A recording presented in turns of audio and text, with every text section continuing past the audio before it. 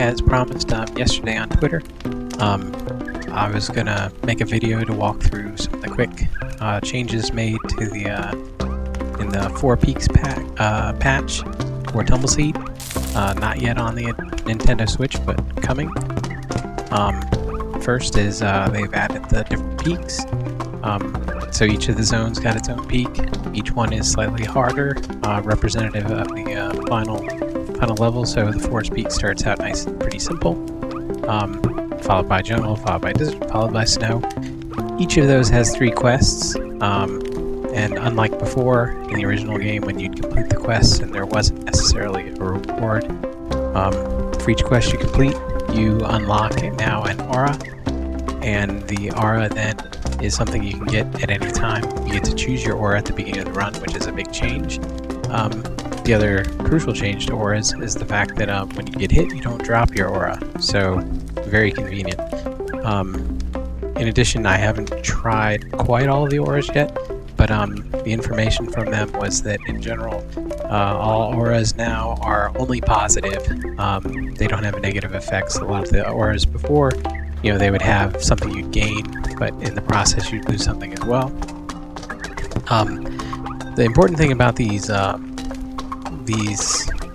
4 peaks, these really are starters.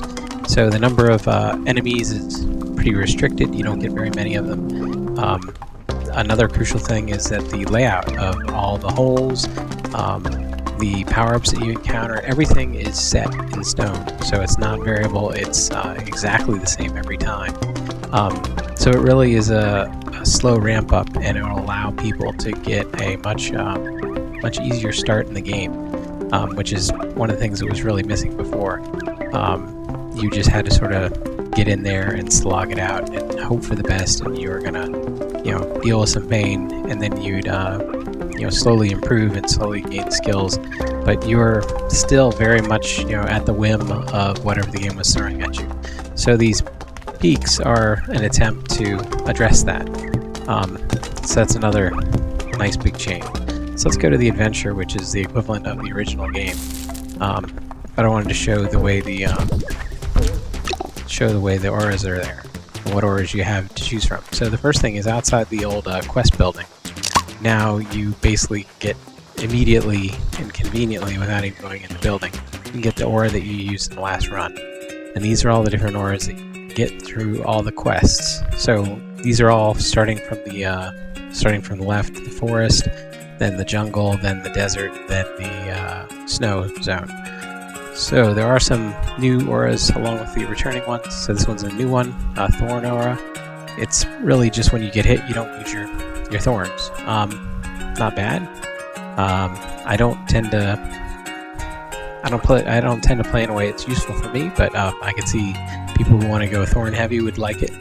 This is a huge one for people learning how to get used to the game, the free fall, so you don't take damage from falling in holes. There are a lot of different ways this could be useful. It can be useful if you're trying to get used to doing runs, not necessarily worrying about the enemies, but as you get into more complex areas with a lot more holes and holes that have smaller distances between them, it would give you an opportunity to safely sort of test what your positioning has to look like in order to traverse the narrow gap between 2 holes. The sneak aura, this is sort of like one of the powers. It's just you'll turn invisible if you're moving slowly enough. So I think it does it even in here.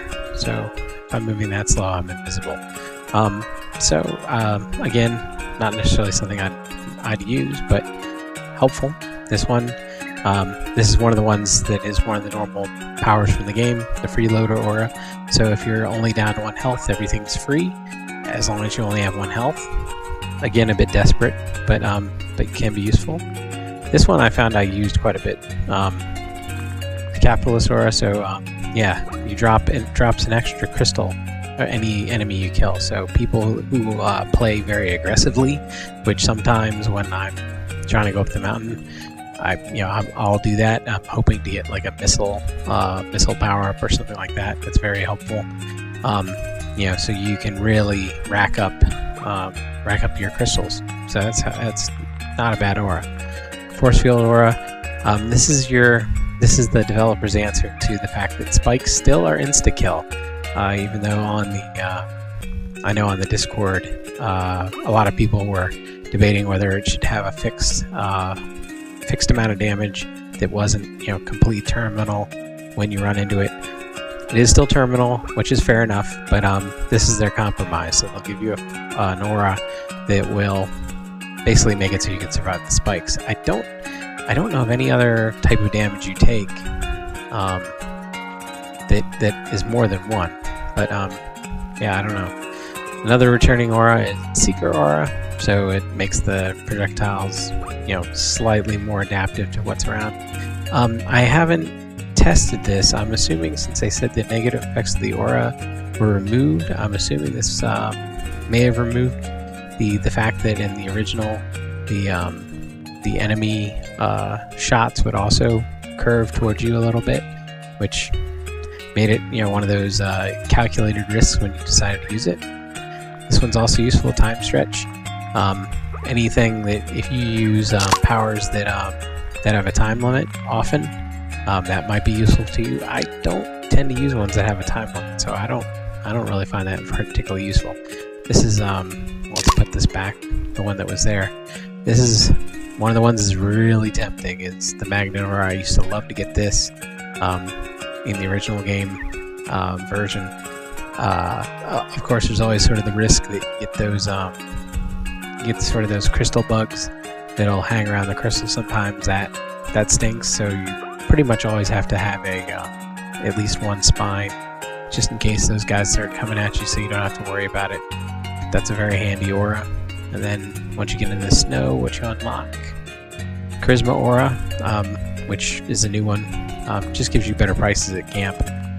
Not bad. Let's put this one back again. The Powercopter aura. This one's interesting because if like one of the if you really want to be able to, like, for me, there was a circumstance, and of course I had to beat the the challenge where you have to jump from the different springs across the gaps. I'd actually never completed that in the original game. I only tried maybe 3 or 4 times, and I sort of gave up on it because it was frustrating. I always lost some health. You have to complete that challenge to get. You have to complete that challenge to get this aura. But there was another, the last one, the Vampire aura, which is also was in the main game. To complete that, you had to kill 8 enemies in the snow zone, and there are actually very few enemies. And it was really beneficial to be able to pick up the at the end of the challenge, or the area that has the all the bounce, whatever, I can't remember what they're called now.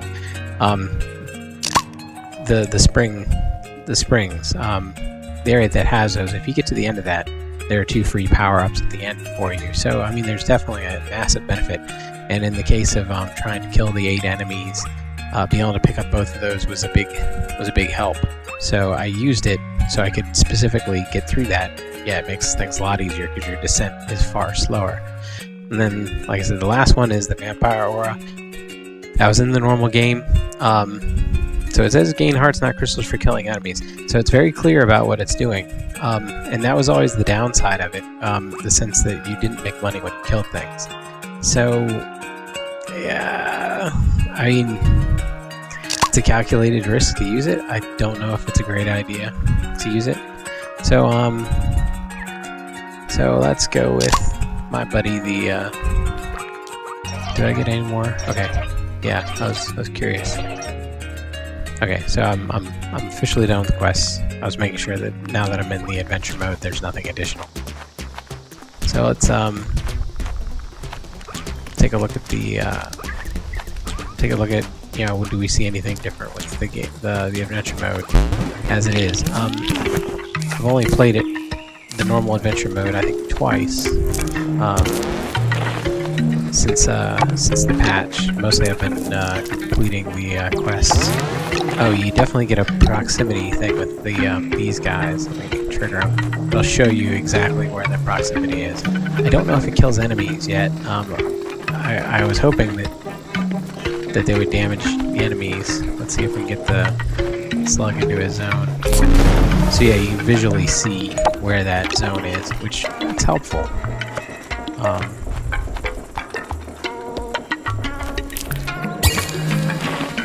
Let's get some early loot.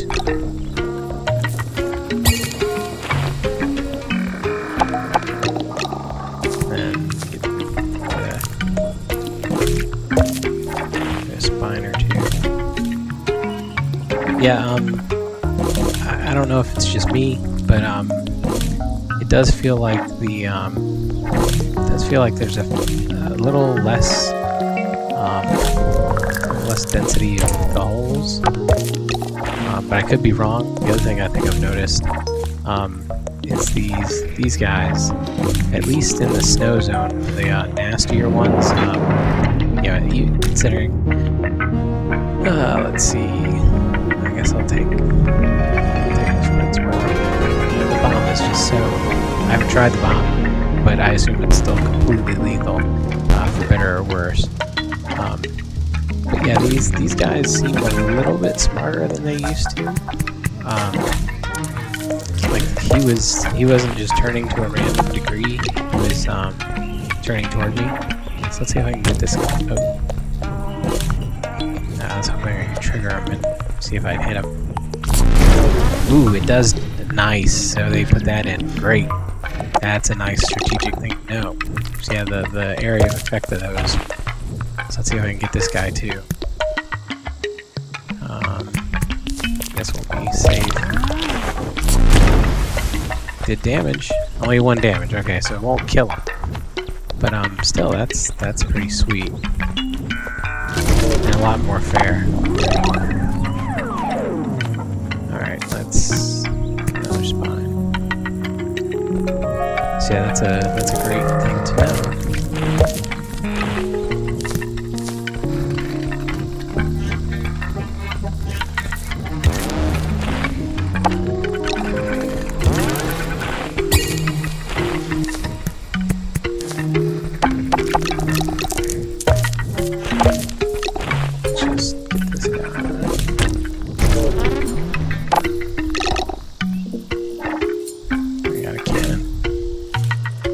Nothing sets it off. When those guys run over it, hit me sometimes, that's aggravating. Now let's see if we can kill someone. Ooh, he's gonna get on it. Okay, that was almost dangerous, but managed to keep it non-lethal. Let's wait until he stops and see if we can. Ah, I missed. Never was good at. No. Never was good at aiming, suckers. Let's wait until he moves. There we go. Alright, so we got plenty of crystals. But yeah, I don't think there's as much hole density as there used to be on this zone. Which makes sense. And no, I'm not nearly good enough to start doing the totem pole and all that other stuff. Not terribly good at the target practice either, as you just saw with me in the cannon. So I'll just keep going on my way. Let's take the boomerang. It's damn handy. I always thought it was pretty effective. It definitely seems unchanged from what I've seen. So now, okay, yeah, the R's are still here. And I have seen the big shot aura, and I remember the devs saying that the devs did say that that the friend, the good old friend aura, which are the bouncy friend aura and the ghost friend aura, are still in the game. It sounds like they continue to be the complete bastards that they were before, that they will still attack you when you're in the shops. And when I said something about it, it does make sense. Boy, I've only got, alright. It does make, jeez. Alright, so jungle is just as hostile as ever. Ah, shoot, I thought I could sweep by him. Jungle is hostile as ever with the enemies.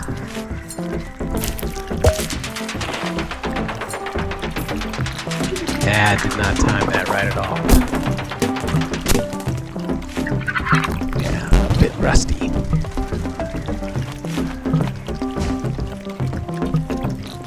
Alright, we can always run.